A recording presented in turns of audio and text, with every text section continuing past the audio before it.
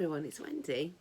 So I'm going to make the Welsh cakes which are in the pack this week. They're sort of like thinner scones, so I hope you like them. So I'll just run through the ingredients. So in here I've got my flour, that's 225 grams of plain flour. I've got my caster sugar, it's in this bowl, 85 grams.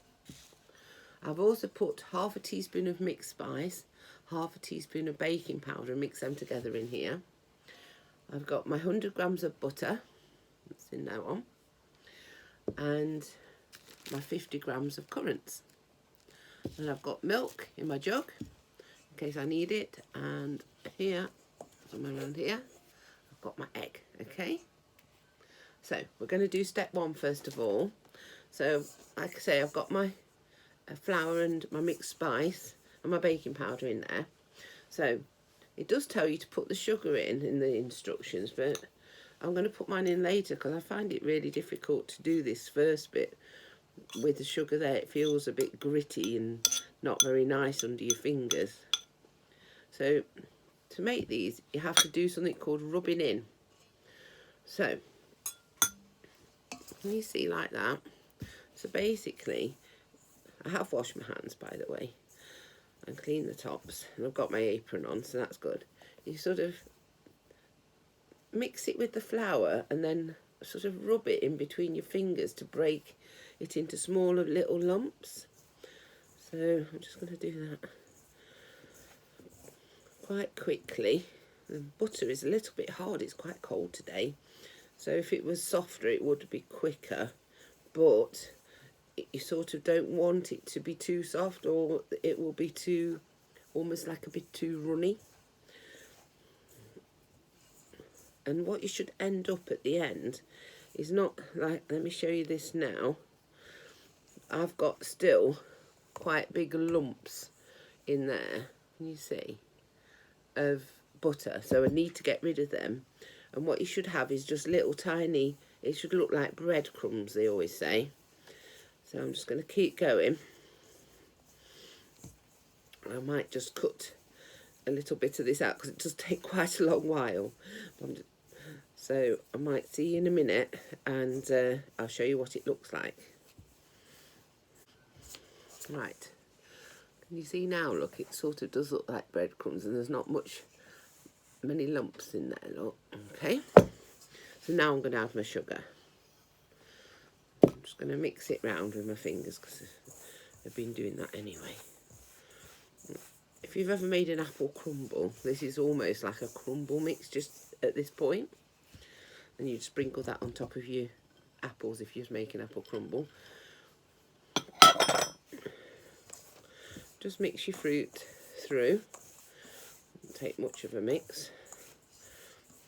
There. Just gonna. So that's what you've got. Now I'm going to get the spatula. I'm going to crack my egg.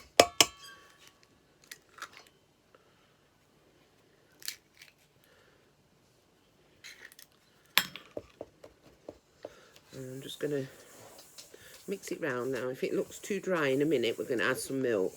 But give it a mix with your egg, because depending on how big your eggs are, sometimes it's enough.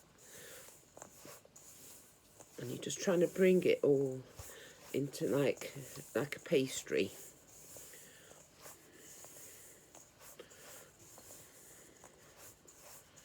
Okay, that's what it looks like with an egg. It's a bit too dry, so I'm going to add, it's just a splash of milk. I'm just going to pour it in a little bit of time and see how it goes.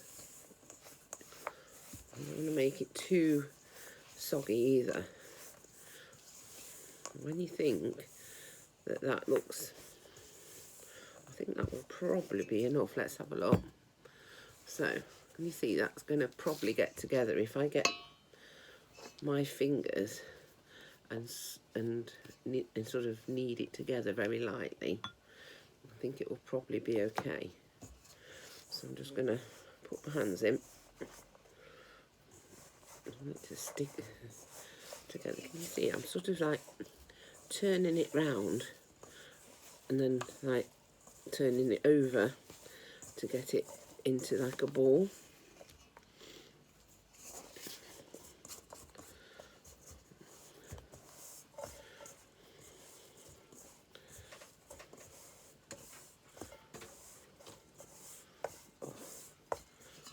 There, that's perfect. So I'm just going to go off and wash my hands, and then and get my rolling pin, and we're going to roll it out. Okay, I'll be back in a minute. Right, now we're going to roll it out. So just put a bit of flour onto my top. I'm going to tip this out.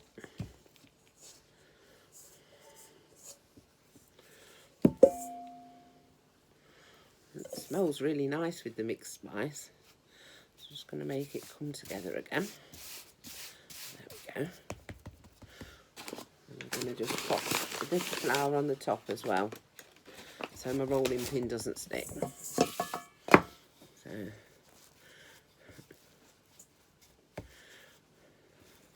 I've got a funny story about this rolling pin if you want to hear it. So when I got married, sometimes people give you lucky gifts and things, and sometimes, quite funnily, you get a rolling pin. Now my sister Linda, at the time, she had a dog called Sam, so she tied a blue ribbon round each side of here and let him hold the ribbon in his mouth, and he brought it to me outside of the church. So I've had this for nearly 40 years. It's still going strong, so that's good, isn't it? Right, I'm not going to move this. I think I'm going to just be about that thick, I think. A little bit on top, because I don't want them sticking in the pan either. Okay, so I've got this cutter. You can use any. This just happens to have a heart on the top. Can you see? But I think this will do okay, as long as I've not done the mixture too thick. And then just cut all the cakes out and do as many as I can before I have to roll it out again. It's quite a soft mixture now. I think probably could have done with one less tiny bit of milk, but never mind. So cut as many as you can out like that, and then if you can lift them up, all the better, and just pop them to the side.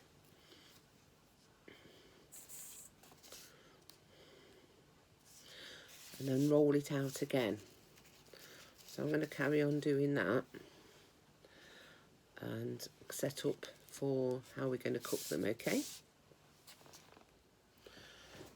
Right, so I'm ready to cook them now. So I've got my heater, my little burner up. It's just heating the pan up. This is a big heavy frying pan, and I'm just going to pop a little bit of oil. It is non-stick, but it's best to have a tiny bit, so just a little bit like that. And then I'm going to just use one of these pastry brushes just to make it go all over the base, just in a thin coating. Okay, I'm going to show it you. It's not too hot at the moment. Can you see? So I'm just going to wait for that to just bubble a little bit. And the other things I've got are my little turners. And if they don't work, I'm going to use this as well, which is just get underneath and flip them over. It's hard to tell sometimes if they're going to need it. Depends how soft they are. So we're aiming for 3 minutes each side, okay? So what I've done is I've put all my Welsh cakes on this little piece of baking parchment on a tray. And I managed to make 16, which I was really happy with. So let's see how many you can make. Right, so I'm going to try it and see if it's hot enough. So these first ones, they may need a bit longer if it's not quite warm enough. So I'm going to just put them round in the pan in a circle.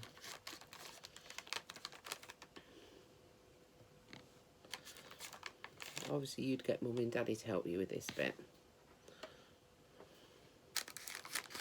I'm going to leave a hole in the middle so I've got room to turn them. They're just sizzling a little bit, so that's good. I'll just show you quickly. Look, can you see they're all in a circle?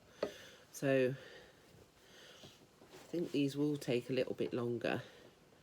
Perhaps the pan just needed to be a bit warmer first. So I'll come back to you in a minute when they start cooking, okay? These are the Welsh cakes cooking. If you can look at this one here, you can see some little bubbles around the edge, and you can hear it if I stop talking.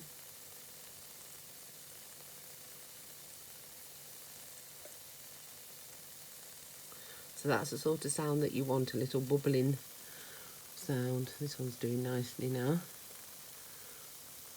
But I think you do need your pan quite hot.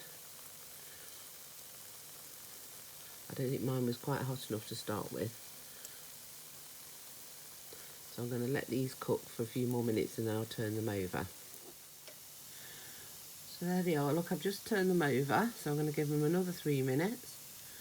And then they should be ready to cool and should be cooked. They look quite nice, don't they? Nice and golden.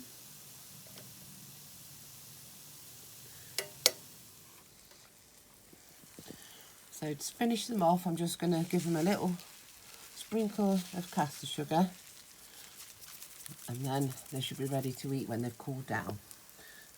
If you want to have them with a bit of jam inside, if you can cook them, then that would be great, but I think they'll be nice just like that.